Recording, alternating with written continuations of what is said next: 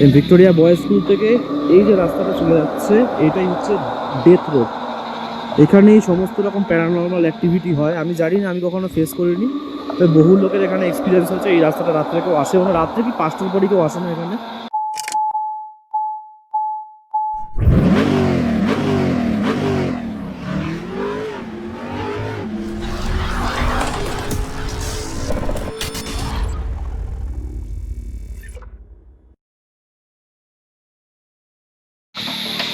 তো আজকে যেহেতু গভর্নমেন্ট হলিডে, আজকে ঈদ, পবিত্র ঈদ, তো সেই কারণে আজকে সমস্ত গভর্নমেন্ট মিউজিয়াম ক্লোজ আছে। সেই কারণে আপনাদের আমি ডাউহিল মিউজিয়ামটা দেখাতে পারলাম না, কেননা এন্ট্রি গেটটাই ক্লোজ করে দিয়েছে। তো এখন আমরা এসেছি ভিক্টোরিয়া বয়েজ স্কুলের সামনে, কিন্তু এই স্কুলে এখন কাউকেই ঢুকতে দেওয়া হয় না। এই যে রোডটাতে, এই যে সামনে দেখছেন রোডটা, এই গাড়িটা আসছে, দেখাচ্ছি একটুখানি আমরা এখন। তো এই যে রোডটা দেখতে পাচ্ছেন, এটা হচ্ছে Victoria boys school, heritage school.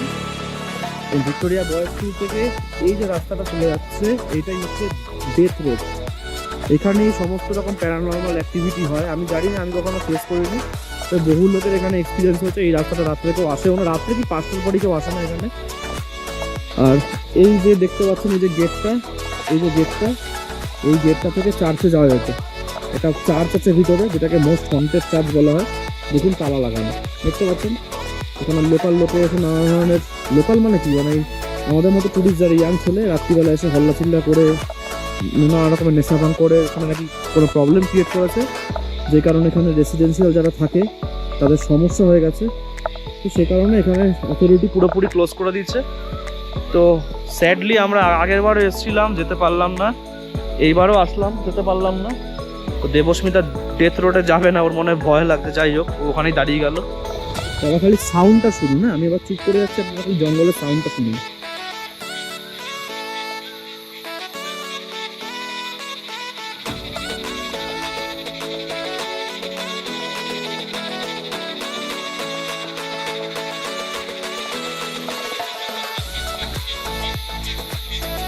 শুনতে পাচ্ছেন? এটা দিনের বেলা, এখন বাজে 11:30 কি 12টা। এক্ষুনি দেখুন রাস্তাটা কতটা নিঃসুপ একদম।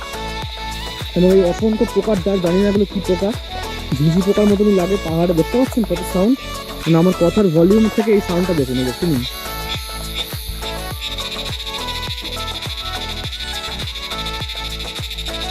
তো এটাই হচ্ছে ডেথ রোড। দেখুন আমি সম্পূর্ণ একাই ডেথ রোডে।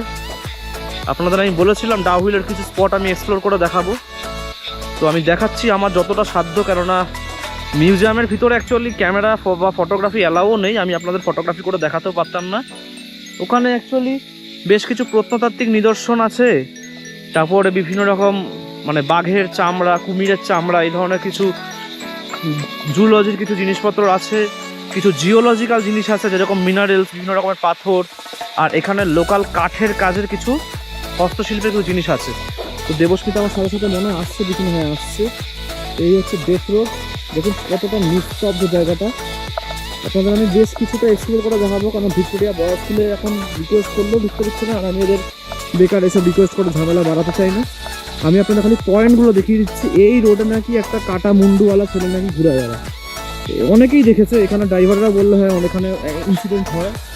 আমি ভূত আছে কি নেই সেই প্রসঙ্গে যাচ্ছি না, আমি লোকাল যে উপকথা বলুন বা লোকাল যে মানে মিথ যেটা ছড়িয়ে আছে বা অ্যাকচুয়াল হতেও পারে। এই যে এই রাস্তাটা, এটা আপনার উঠে যাচ্ছে ওই চার্চের দিকে। এটা আবাসিক হোটেল, জায়গাটা বেশ সুন্দর। এই দেবস্মিতা আসছে ধীরে ধীরে, অনেকটা দূরেই আছে। তো কেমন লাগলো আপনাদের ডেথ রোড জানাবেন। আজকে যেহেতু সানি ওয়েদার, তো সানি ওয়েদারে অতটা ডরাবানা ফিলিংসটা আসে না আর কি, কিন্তু যখনই এখানে এই সব জায়গাতে পুরো মেঘ কুয়াশা যখনই আচ্ছন্ন হয়ে যাবে, তখনই জায়গাটার কিন্তু অন্য ধরনের একটা ফিলিংস আপনাকে দেবে। সেটা হচ্ছে ভয়ঙ্কর ফিলিংস। কেননা আপনারা একটা সাউন্ড পেলেন, যাই হোক। তো এই সেই জায়গাটা, যাই হোক, এখানে কান মানে এখানে আমাদের সিক্স সেন্সে অ্যাক্টিভই থাকে। দেখুন বাচ্চাটা কিরকম ধরনের অদ্ভুত সাউন্ড করছে, আমি তো ভয় পেয়ে গেলাম, কিরকম হুম করে এমন সত্যি করে ভূতে ডাকছে। মানে অ্যাকচুয়ালি আমাদের সিক্স সেন্স এখানে অ্যাক্টিভ থাকে, তো সামান্য কোনো সাউন্ড পেলে আমাদের মনে হয় যে আমরা বাবা কী হয়তো দেখে ফেলবো। তো যাই হোক, জায়গাটা কিন্তু আজকে মোটেই খুব একটা সুবিধার নয় আমি বলবো, কেননা ফাঁকায় ফাঁকাই চারিদিকে, লোকজন নেই। তবে আমাদের আজকে যেটা হয়েছে, আমরা চলে গেছি চিমনির উপরে, যেটা বাগোড়া। সেই বাগোড়াটা ডাউহিল থেকেও আরও মোটামুটি 100 টাইমস বেশি ভয়ঙ্কর। আমি যেখানে ঘুরে আসলাম, বাগোড়া সত্যি খুব ভয়ানক সুন্দর জায়গা, এবং সেখানে গিয়ে আমি ডাউহিলের ক্লাউডি যে ফিলিংসটা আমি বলছি, যে ক্লাউড থাকবে, ফগ থাকবে, মানে 100 মিটার দেখা যাবে না, মনে হবে এই সামনে কেউ আছে, এই কেউ নেই, এই যে ফিলিংসটা, এটা আমি কিন্তু আজকে বাগোড়া গিয়ে পেয়েছি। ডাউহিলে আমি পাচ্ছি না। দেখুন কত সানি ওয়েদার। তবে ভালো কি আমি জায়গাটা এক্সপ্লোর করতে পারছি, আর ওরকম থাকলে একটু ভয়ই লাগে। কেউই চায় না ওই ধরনের একটা ফগি ওয়েদারে মানে বেরোতে। তো প্রথম আমি যেবার পাহাড়ে এসেছিলাম সেবার আমি এসেছিলাম শিটংয়ে। তো প্রথমবার পাহাড়ে আসা আমার বাইক নিয়ে। তো মারাত্মক বৃষ্টি হচ্ছে, আর প্রচণ্ড কুয়াশা, ফগ, আর রাস্তা তো এখানে যেমন রাস্তা দেখছেন পিচ করা পরিষ্কার, আর শিটংয়ের রাস্তা তো আপনারা জানেনই, খুব কুখ্যাত রাস্তা শিটংয়ের, অসম্ভব স্টিপ, তার সাথে যেহেতু বর্ষা হচ্ছিল পিচ্ছিল আর প্রচণ্ড অফরোড। তো সেবার আমি শিটং গিয়ে বুঝেছিলাম যে পাহাড়ে গাড়ি চালানো কত ডিফিকাল্ট। সেটা আমার প্রথম ছিল, উইদাউট এক্সপিরিয়েন্স, আমার সাথে কেউ ছিল না, আমি আর আমার ওয়াইফ ছিলাম অনলি। তো সেদিক থেকে দেখতে গেলে ধীরে ধীরে পাহাড়ে এসে আমার সাহসটা গেইন করেছে। তো এবার আমি বাইক নিয়ে আসিনি, কিছু কলকাতায় প্রচণ্ড গরম, এতটা গরমে বাইক চালাতে কষ্ট হবে কলকাতা থেকে শিলিগুড়ি, তো সে কারণে আমি আসিনি। কিন্তু যা এসেছি ডাউহিলে, আমার রোড ট্রিপ লাগছে জায়গাটা। হয়তো আমরা ভিক্টোরিয়া বয়েজ স্কুলে ঢুকতে পারছি না, ঢুকেও একটা স্কুলই পাবো, দেখার মতো সেরকম কিছু নেই।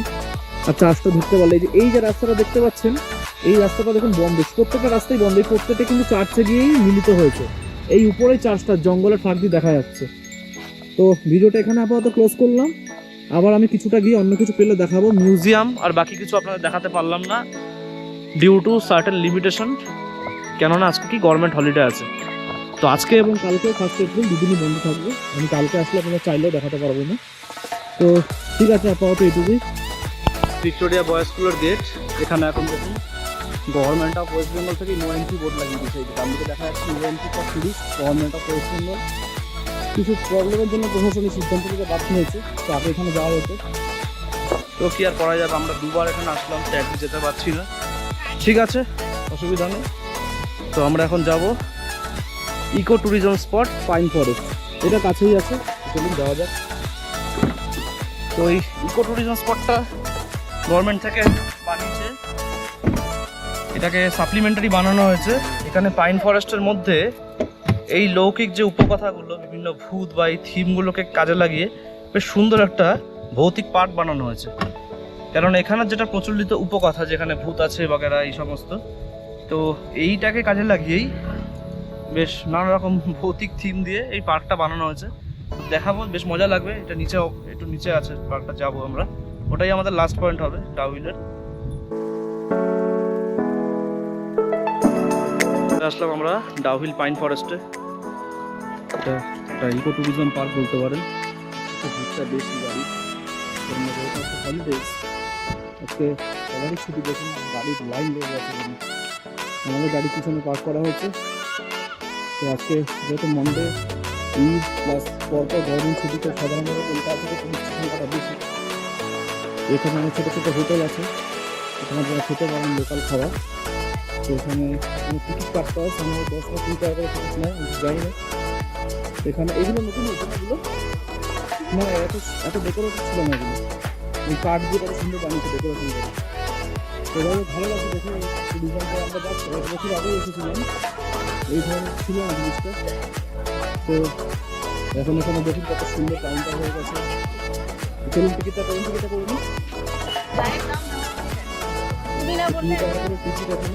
তো এই সেই জায়গা, লালু বসে আছে। জায়গাটা কিন্তু আপনাকে দেখা যাবে। এখানে আমি একবার বাইক নিয়ে এসে ফেসে গেছিলাম, কিরম ফেসেছিলাম, বাইক নিয়ে উপরে একটা জায়গায় অফরোডে পড়ে গিয়েছিলাম।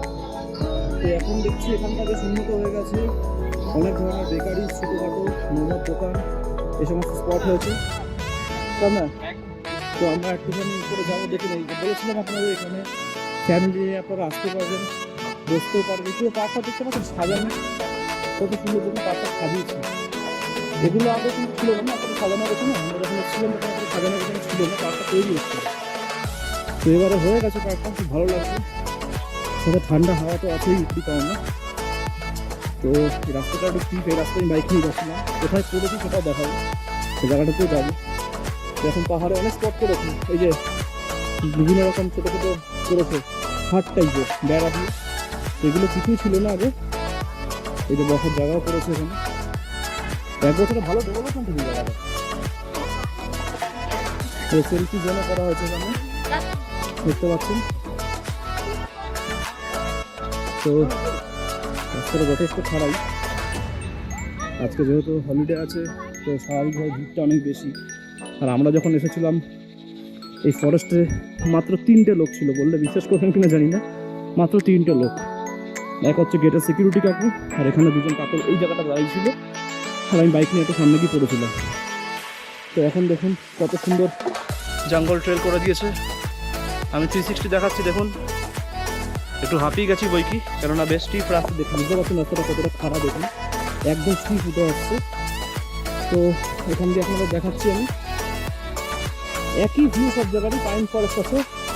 আমি বাইক নিয়ে এই সামনেটা পড়েছিলাম, তো রাস্তাটা এখন রিপেয়ার হয়েছে, যাই হোক প্রশাসন হেল্প করেছে। আমি এখানটা পড়ে গেছিলাম বাইক নিয়ে, আর সামনে আমি বাইক নিয়ে এখানটা পড়েছিলাম, তো না। তো এখন ভালো করে দিচ্ছে রাস্তাটা, আগে যা ছিল বাবা।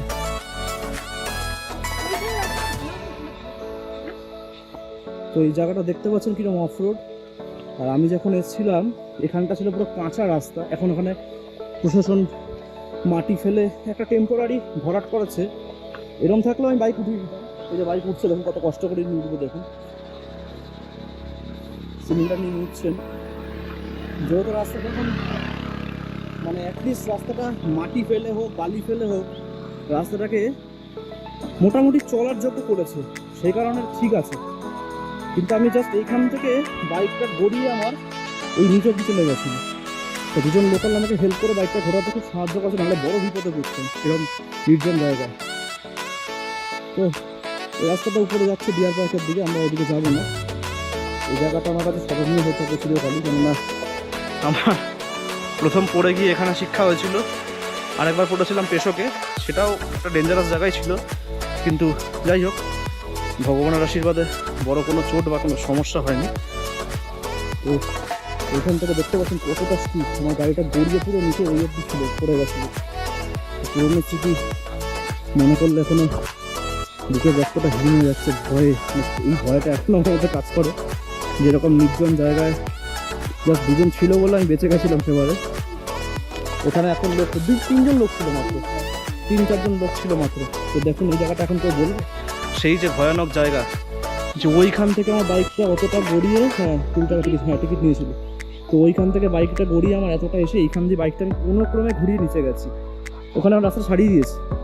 আগের রাস্তাটা পুরো পাথর, এবড়ো খেবড়ো কাদা, মানে কি অবস্থা। তো চলুন জঙ্গল ট্রেক একটুখানি দেখি উঠে, যদিও যতগুলো ট্রেক যাবেন ততই আপনাদের কষ্ট বাড়বে। তো এখান থেকেই দেখাটা ভালো, উপরে হাট বা কিছু সেলফি সেরকম কিছু নেই আসলে উপরে, না। তো এখান থেকে এইখান করাই ভালো হবে, একটু বসি দেখি ব্রেকফাস্ট বা টিফিন, যদি ব্রেকফাস্ট করেছি এটা কিছু খাওয়া যায় এখান থেকে, অনেক খাওয়ার জায়গা হয়েছে, আগেগুলো কিছুই ছিল না। ভালোই লাগছে রে, ঠান্ডা হাওয়া দিচ্ছে। তো একবার হয়তো এই পছন্দ থাক, কিছু ফটোশ্যুট করতে হবে আমাদের। দেখতে পাচ্ছেন মাথার ওপর সূর্যদেব একদম প্রকট হয়ে উঠেছে। বেশি রোদে ঘুরলে আবার মাথা যন্ত্রণা করে, সাইনাসের একটু প্রবলেম হয় আমার। তো এটা হচ্ছে Dowhill school, Victoria Dowhill school বলা হয়। ভিক্টোরিয়া বয়েজ স্কুল যেটা, সেটা তো 50 টাকা ভর্তি বানানো হয়েছে। আর দেখুন এখান থেকে যতটা দেখানো যায়, দেখুন স্কুলটা হেরিটেজ স্কুল, ব্রিটিশ আমলে তৈরি, খুব সুন্দর। আমার মাঝে মাঝে আফসোস হয় যে আমি কেন পাহাড়ে জন্মগ্রহণ করলাম, তাহলে এই ধরনের এত ভালো ভালো স্কুলে পড়তে পারতাম। স্কুলের চারপাশে যখন ভিউটা দেখুন অসাধারণ। তো এই হচ্ছে স্কুলটা, স্কুলের মেন গেটও আপনাকে দেখাচ্ছি কি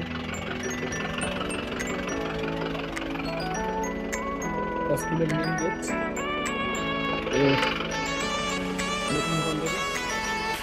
যতটা সম্ভব আমি দেখাবার চেষ্টা করছি, কত সুন্দর। তো এটা হচ্ছে Kurseong station, toy train station. জায়গাটা দেখতে পাচ্ছেন বেশ কনজাস্টেড, এখানে একটা ওয়ান ওয়ে। এদিক থেকে আমাদের ওই দূর পাহাড়ে, ওই যে বজরঙ্গলী মন্দির দেখা যাচ্ছে দূর পাহাড়ে, ওইখানে আমরা থাকি। তো এটা হচ্ছে কাশিয়ান স্টেশন। তো দেখুন টয়টনও আছে।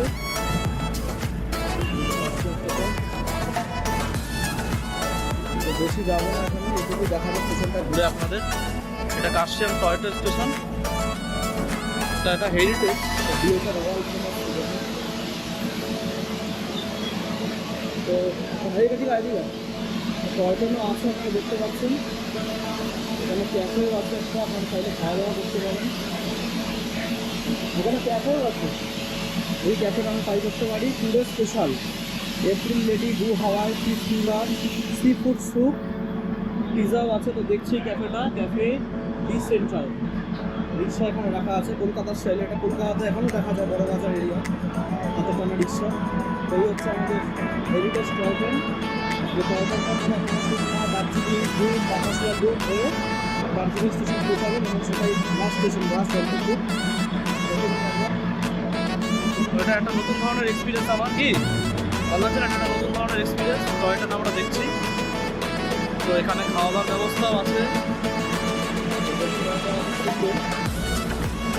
এই টয়টন করে ঘোরা কিন্তু মজাই আলাদা। টয়টনটা স্টপেজ দিয়েছে 10 থেকে 15 মিনিট করে স্টপেজ দেওয়া হয় এবং তারপরে ধীরে ধীরে টয়টনটা একে দেখে সাপের মতন পাহাড়ের উপরে উঠে যায় এবং দার্জিলিংয়ে এটা লাস্ট স্টপেজ। তো এই টয়টনে আমার এখনো চড়ার অভিজ্ঞতা হয়নি, কেননা আমি বাইক নিয়ে এসেছি বা গাড়ি নিয়ে এসেছি। আমি আগামী ফিউচারে চেষ্টা করবো টয়টনটায় চড়ার, কেন এটা একটা হেল্প। লোকাল কিছু বিশেষ ট্রাই করবো, তাই আমাদের প্ল্যান। তো আমরা কাশিয়ান স্টেশনে নেমে গেলাম। তো এই ছোটো কাশিয়ান স্টেশন থেকে আমরা এখন সিটিটাকে একটু এক্সপ্লোর করছি। যেখানে এখানে ব্লেজার স্যুট বানাবার দোকান। এই পাশ দিয়ে চলে গেছে টয়টনের ন্যারো গজের লাইন। এই লাইন দিয়ে টয়টনটা দার্জিলিংয়ের দিকে যাবে, সোনাটা হয়ে ঘুম হয়ে। তো জায়গাটা বেশ ভালো এবং কাশিয়ান সিটি ওয়েল ইকুইপ সিটি। এখানে সমস্ত কিছু সুবিধা অ্যাভেলেবল আছে। এখানে দেখুন নতুন বাইকের শোরুম থেকে শুরু করে আপনার বড় বড় হোটেল, রেস্টুরেন্ট, বার, ইভেন ডক্টরস, সব কিছু। এটা একটা রেসিডেন্সিয়াল এখানে কমপ্লেক্সও আছে, লোকজন থাকে। এখানে হসপিটাল আছে, বড় স্কুল, কলেজ, সমস্ত কিছু আছে। অ্যাডভোকেট চেম্বার আছে, এভরিথিং। তো এটা খুব ইকুইপ সিটি, কিন্তু খুব কনজেস্টেড। যেহেতু এখানে আপনারা মানে গাড়ি প্লাস টয়টন একসাথে যায়, তো একটু টুরিস্ট যখন বেশি থাকে তখন এখানে ভালো ভিড় হয়ে যায়। আমরা একটা ভালো রেস্টুরেন্ট করার চেষ্টা করছি, যে রেস্টুরেন্টটা আমরা আগে গিয়েছিলাম। তো দেখি সেই রেস্টুরেন্টটায় খুঁজে পাই কিনা। ওটা রুফটপ ছিল, যেখানে লাইভ মিউজিক হতো এবং তার সাথে একটা অন্ধ ছেলে, কমপ্লিটলি ব্লাইন্ড, সে গিটারে সুন্দর সুন্দর লোকাল গান শোনাতো, হিন্দি গানও শোনাতো। তো সেই রেস্টুরেন্টটা আমরা খোঁজার চেষ্টা করছি। আমরা দেখি যদি পেয়ে যাই তো সেখানে কিছু লোকাল ডিশেস ট্রাই করবো এবং তার সেই ভাইয়ের গানও শুনবো। খুব ভালো লাগে যে সে ব্লাইন্ড হয়ে জীবনের কাছে হার মানেনি, পরিশ্রম করে ইনকাম করছি। তো এটাই হচ্ছে কাশিয়ান সিটি। যেখানে সিটি আরও অনেক বড়, 2-3 কিলোমিটার হাঁটতে আমি পারবো না। তো এখানে সমস্ত কিছু অ্যাভেলেবেল আছে। দেখতে পাচ্ছেন রাস্তা চলেছে, রাস্তাতে টয়টনের লাইনে চলেছে। একটা ছোটো হিল স্টেশন কাশিয়ান। দার্জিলিংয়ের মতো অতটা এখানে ভিড় নেই, অনেকটাই হালকা, আপনারা নিজেদের মতন ঘুরতে পারবেন। তো খুবই এক্সাইটেড। আমি পুরোনো প্লেসটা আমার ফিরে পেয়েছি, রেস্টুরেন্টটা খুব সুন্দর। করতে হবে ভাই।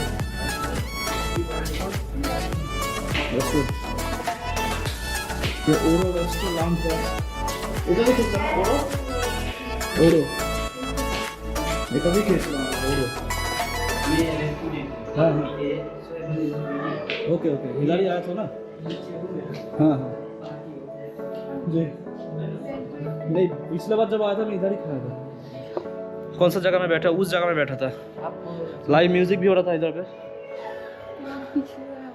हाँ ठीक है, हम पिछली बार की तरह ऐसे ही यही बैठ जा रहा है। এটা খুব সুন্দর জায়গা, বসে এখানে। তো এখানে লাইভ মিউজিক হয়, এবার সেটা এখন নেই এই মুহূর্তে। খুব সুন্দর দেখতে পাচ্ছেন, বক্স আছে।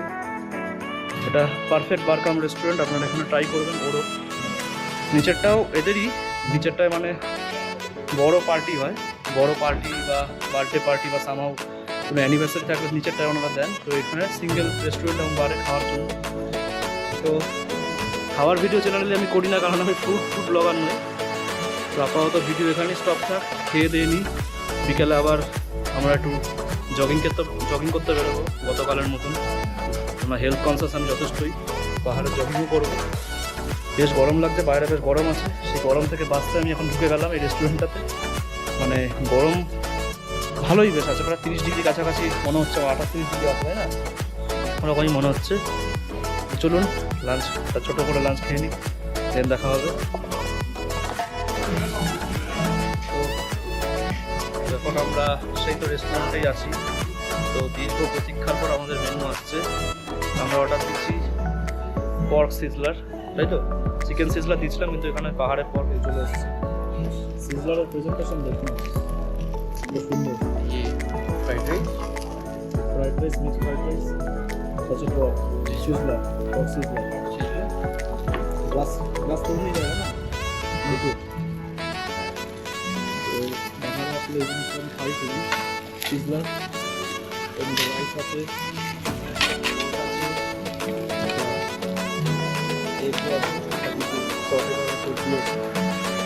এটা আমার পাহাড়ে খুব ফেভারিট মেনু। আর দেবসমুদ্র রাইস খাই। তো আমি জেনারেলি ফুড ব্লগিং করি না, সুতরাং ফুড নিয়ে আমার খুব আগ্রহ নেই তা নয়। আমার ফুড নিয়ে যথেষ্ট আগ্রহ।